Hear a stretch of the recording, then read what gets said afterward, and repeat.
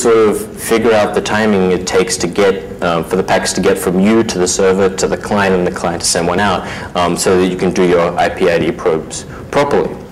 And of course, they rely on a reachable port. So the problem specific to the first part of client port scanning, we're sending them to two separate destinations. The timing issues are just a pain in the ass, and they found ways to not actually have to deal with it. We're also looking for the host to not send a packet, and again, false negatives. False positives are usually much easier to deal with. You just check it again, and usually spikes are spikes, so they're like errant behavior that after a while just go away.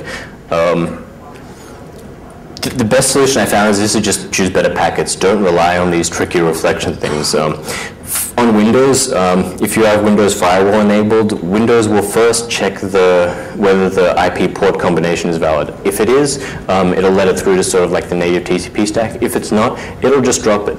So if you send something that's going to be an invalid packet that's going to generate like an RST or something, so for example a SYNAC, then if you get the client port right, Windows will generate a packet because you're essentially the TCP paths were wrong. But if you don't get the client, if you don't get the client port right, the Windows firewall will just drop it. So you can greatly simplify the attack there.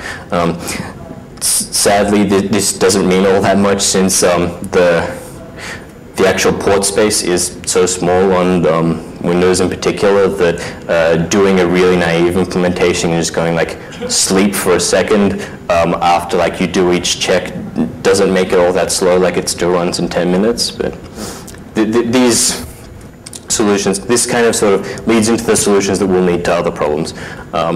So yeah, again, devices behind NAT exhibit pretty much the same properties. NAT checks like IP and port, but doesn't check sequence numbers. So again, Juno OS, I've been told it's based on NetBSD. I'm not really sure, but so most Unix systems and Linux systems implement this protection against wraparound sequence numbers, which is essentially an option that's meant for high-capacity networks. So obviously, it will be enabled on routers and things, but also enabled on endpoints.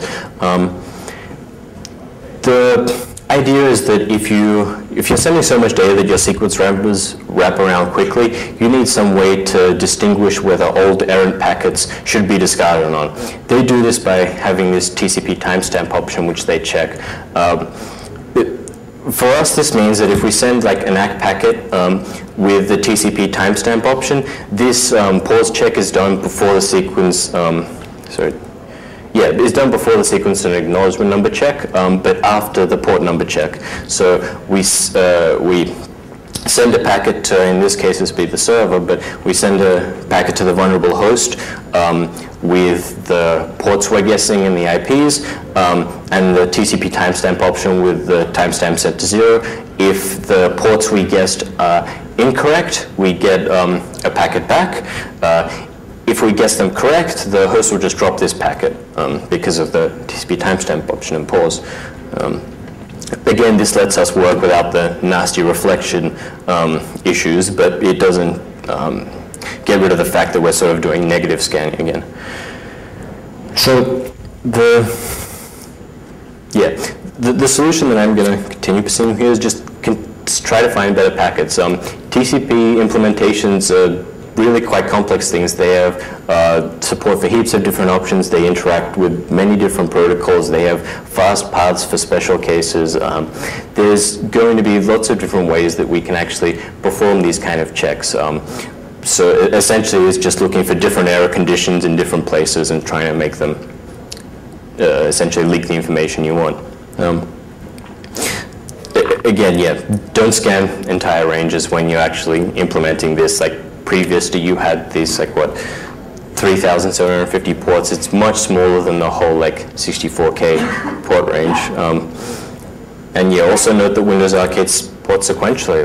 There's a lot of these implementation details which kind of let you avoid whole stages of things. So the biggest problems really though were with paths 2 and 3. On Windows, ACK checking didn't really seem to be similar. I saw different results against different Windows boxes.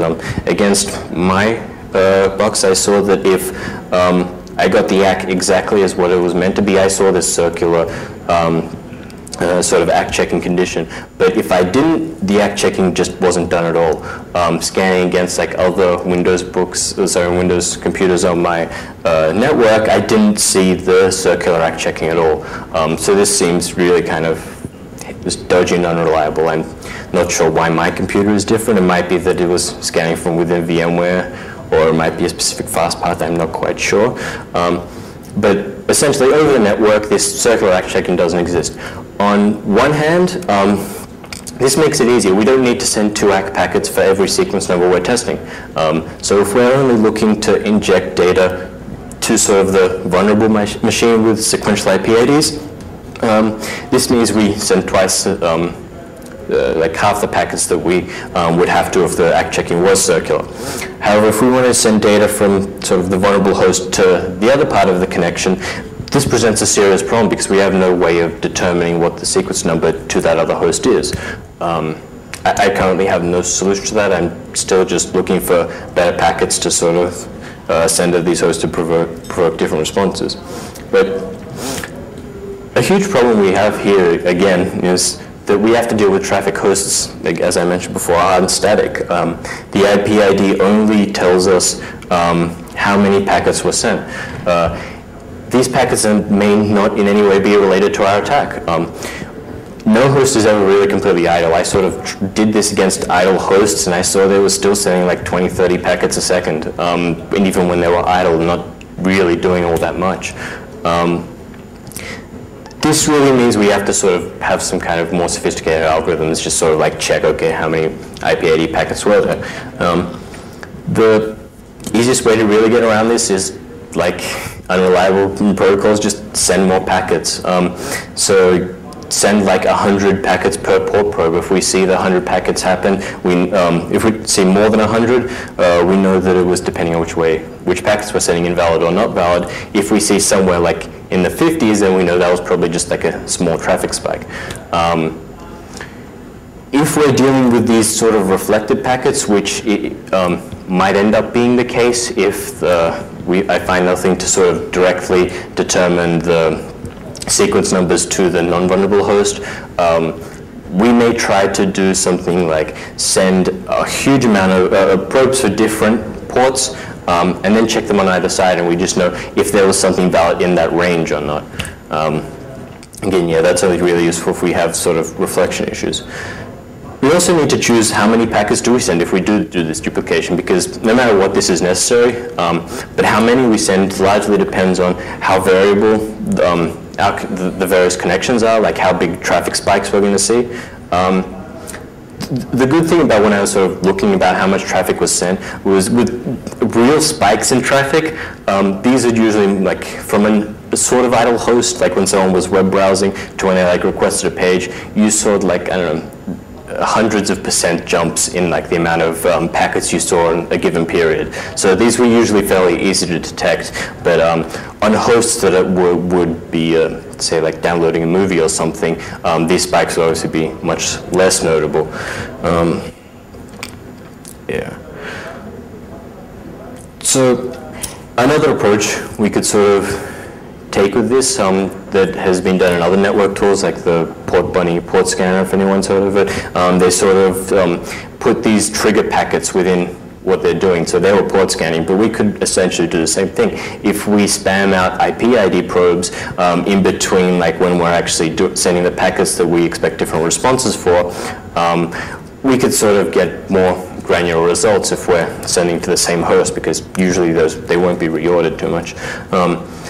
We could do things like detect small spikes and remove them from our total calculations. We could just treat them as lots of different attempts and sort of average the results. I'm still working out, trying to figure out which of these would be a better approach. Yeah, again, these are just the issues. We need to keep looking for better packets to send here, because if we're doing sort of the negative scanning, we'll end up with false negatives, which are much harder to detect than false positives most of the time. So the interesting thing is we'll be able to do this once it's actually done. So what kind of long-lived connections do we see out on the internet? BGP is probably the most obvious one. However, we already have